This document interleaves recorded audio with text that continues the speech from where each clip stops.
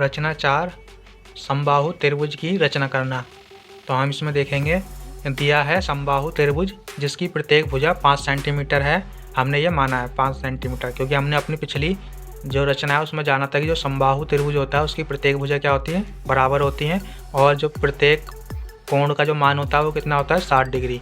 तो हमें रचना करनी है समबाहु त्रिभुज की, जैसा कि अब हम देखेंगे। तो हम सबसे पहले रचना के चरण लिखेंगे और जानेंगे।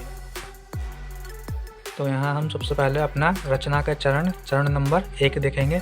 तो सर्वप्रथम हम रेखाखंड BC 5 सेंटीमीटर खींचेंगे। तो हमने यहाँ पर 5 सेंटीमीटर प्रत्येक भुजा मानी है। तो हम यहाँ पर BC अगर देखें तो हमने BC रेखाखंड जो खींचा है वो हम मान लेते हैं यहाँ 5 सेंटीमीटर खींच लिया हमने सबसे पहले। ये हो गया हमारा प्रथम चरण। तो हम अब अपने चरण दूसरे पर आ जाएंगे। तो यहाँ पर लिखा हुआ है B को केंद्र मानकर BC के बराबर त्रिज्या से एक चाप लगाया। तो यानी कि हमने सबसे पहले क्या करा, BC को तो हमने केंद्र माना है और BC के बराबर की हमने माप की त्रिज्या ले ली, और उस त्रिज्या के हिसाब से हमने क्या करा, यहाँ पर एक प्रकार की सहायता से यहाँ पर हमने उसकी नोक रखी और इधर हमारा आ जाएगा पेन या पेंसिल। तो हम यहाँ पर एक चाप लगाया हमने इस तरीके से, यहाँ पर एक चाप लग जाएगा B को केंद्र मानकर। और यहाँ पर फिर देखेंगे हम कि हमने पुनः अब की बार दोबारा हमने क्या करा है, C को केंद्र मानकर उतनी ही त्रिज्या का यानी कि BC के बराबर ही माप की त्रिज्या से चाप लगाया जो चरण 2 के चाप के बिंदु A पर काटता है। तो हमने आपकी C को केंद्र मानकर और जो हमने त्रिज्या की जो माप ली है वो BC के बराबर ही ली है, और इस प्रकार से इस प्रकार से यहाँ पर चाप लगाया जो कि AB के बिंदु A पर ही चाप को प्रतिच्छेद करता है एक दूसरे को। तो ये इसे हमने बिंदु A पर काटता है।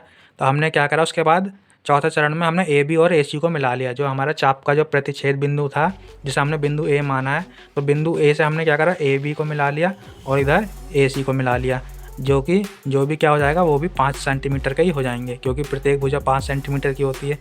समबाहु त्रिभुज में जो प्रत्येक भुजा बराबर होती है, तो एक हमने 5 मानी है, तो बाकी भी कितनी होंगी, 5।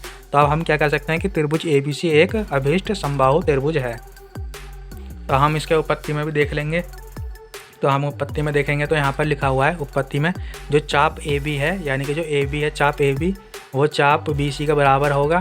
BC के बराबर होगा, जो हमने त्रिज्या ली थी, त्रिज्या BC हमने ली थी, तो वो चाप A के बराबर होगा, चाप AB बराबर होगा चाप BC के, और चाप CA के बराबर होगा। तो हम कह देंगे कि जो हमारी भुजा AB है, AB भुजा बराबर होगी BC के, और BC भुजा बराबर होगी CA के, जो कि हमने 5 मानी हुई है। तो ये जो हमारी तीनों भुजा होंगी वो 5 सेंटीमीटर की हो जाएंगी, जो कि एक समबाहु त्रिभुज होगा। अतः ABC एक समबाहु त्रिभुज है। यही हमें रचना में सिद्ध करना था, रचना 4 में। तो रचना 4 हमने इस तरीके से देख लिया अपनी।